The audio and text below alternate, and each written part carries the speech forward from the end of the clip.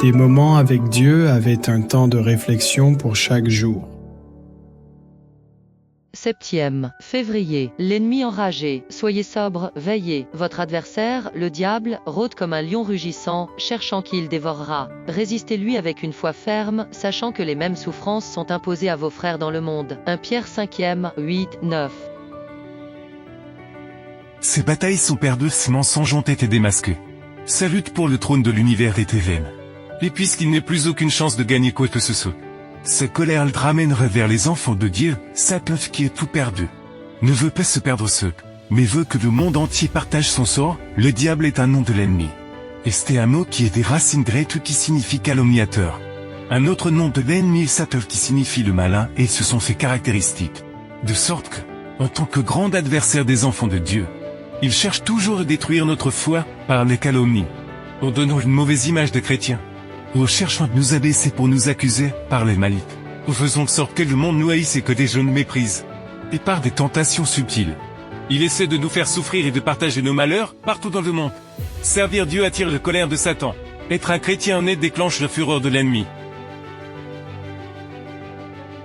Comme un lion qui traque sa proie, Satan rôde autour de chaque chrétien pour l'attraper. Il connaît les faiblesses et les forces de chacun. Il sait où il peut nous faire tomber, ce qu'il aime, ce qui l'attire et ce qui tente chaque être humain. Il offre les tentations là où il est le plus difficile de résister. Il surveille les mouvements et les pas du chrétien pour le faire tomber lorsqu'il néglige sa relation avec Dieu et qu'il est vulnérable. Être sobre et veilleux, tel est le conseil que le Seigneur nous donne dans ses paroles. Être sobre, c'est garder le bon équilibre mental pour prendre des décisions réfléchies.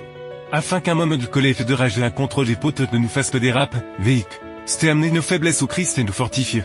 C'est vaincre les tentations les plus irrésistibles au nom du Seigneur. C'est veiller à ce que les relations avec Dieu soient continues. À ce que les prières et les méditations de la parole ne fassent pas défaut. À ce qu'aucun trait de feu de Satan ne vienne ruiner la foi, si l'on ne veille pas. On se trouve dans l'état terrible de Laodice qui se croit riche, alors que sa condition est misérable, si l'on ne veille pas. On accepte comme vrai ce que ses ministres lui enseignent, et l'on est bientôt perdu pour l'éternité.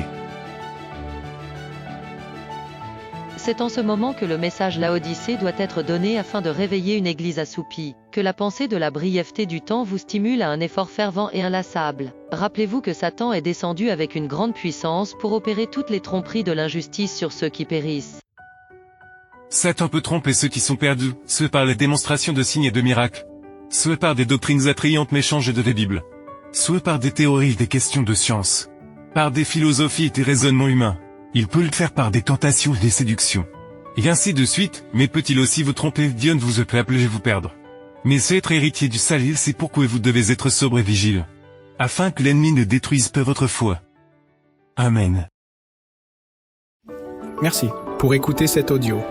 Nous vous invitons à partager avec votre. Contactez et visitez le site web. biblewell.com